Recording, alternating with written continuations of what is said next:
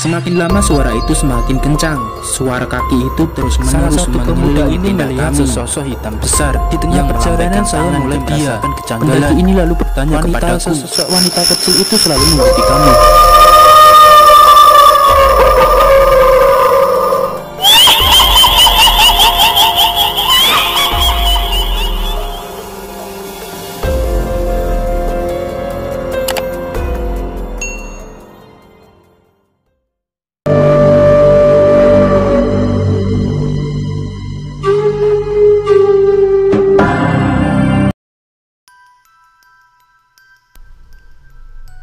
Kami rombongan dari Demak yang jarak tempuh ke base camp Gunung Kembang via Blembem sekitar 5-6 jam.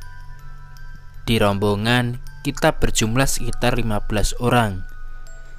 Kejadian ini pada tahun lalu sekitar bulan Maret akhir. Kami memulai perjalanan dari Demak hari Jumat jam 11 malam. Di saat perjalanan baru sampai daerah Gombel Semarang, motor teman saya ada yang bermasalah.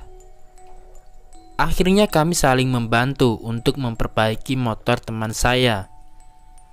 Setelah 2 jam bersusah payah, akhirnya motor kembali bisa menyala.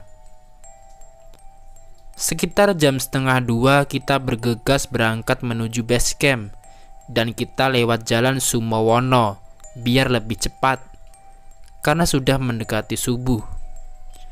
Sepanjang jalan hujan turun sangat deras sampai habis subuh.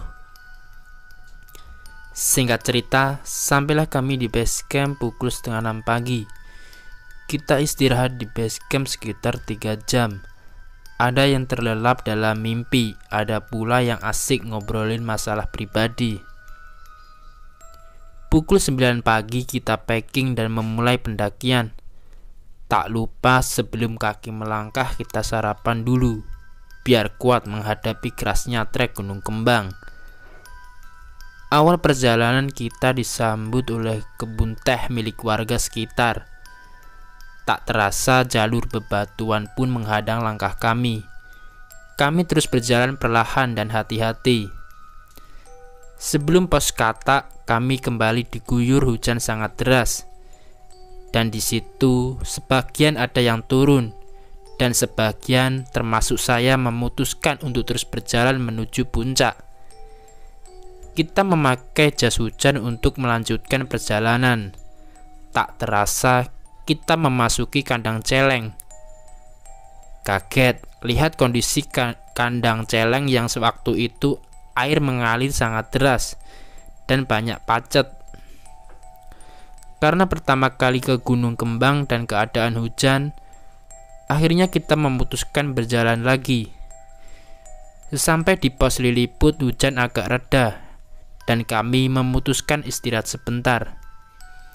Setelah istirahat, kami memutuskan untuk berjalan lagi menuju pos Simpang 3. Setelah setengah perjalanan, teman saya ada yang tidak kuat. Kami pun memutuskan turun lagi di pos Liliput. Sesampainya di pos Liliput, kami mendirikan flashlight untuk berteduh. Dan disinilah kejadian dimulai. Pada saat saya, Adam, dan teman saya yang lain mendirikan flashlight, ada salah satu orang yang menancapkan pasak di pohon besar. Dan saat menancapkan, tangan dia berkecucuran darah. Disitulah saya dan Adam saling tatap muka. Wajar, karena kami berdua bisa lihat gituan. Akhirnya kami berdiskusi dan kami memutuskan untuk turun. Teman saya ada yang menanyakan, kenapa harus turun? Saya menjawab, sudah, nanti saya ceritakan di base camp. Adam, saya dan 2 teman saya yang salah satunya menancapkan pasak ke pohon tadi, mereka awalnya memutuskan untuk menuju puncak lagi. Di saat saya dan yang lain memutuskan untuk turun ke base camp, baru melangkah beberapa langkah, Adam memanggil saya, dan dia bilang untuk suruh tunggu, untuk mengemasi flashlight dan dia ikut turun bersama kami. Batin saya sangat senang di saat dia bilang mau ikut turun. Karena kalau dia memutuskan untuk ke puncak lagi mungkin akan diganggu oleh makhluk itu.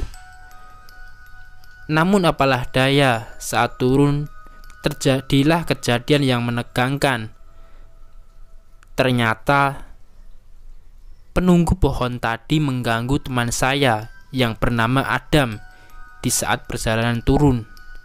Kaki dia tidak bisa berjalan dan dia pun sampai tidak sadar karena ruh dia dibawa oleh makhluk halus itu. Akhirnya kami memutuskan untuk mengabari pihak ranger base camp Gunung Kembang, dan Adam dibawa turun oleh tim ranger. Dan sesampainya di base camp langsung dibawa ke tempat medis. Di medis pun kata dokter tidak bisa ditangani oleh medis. Akhirnya Adam dibawa ke juru kunci desa tersebut. Setelah diobatin, Adam pun sadar. Dan juru kunci itu bilang, "Bejo kowe digawa rene. Nek ora kowe ra bakalan balik ning donya meneh."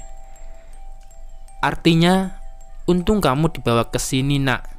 Kalau tidak, kamu tidak akan bakalan balik ke dunia lagi. Setelah diobatin dan dia sadar, dia dirawat di base camp. Dan ternyata masalah tak sampai di sini.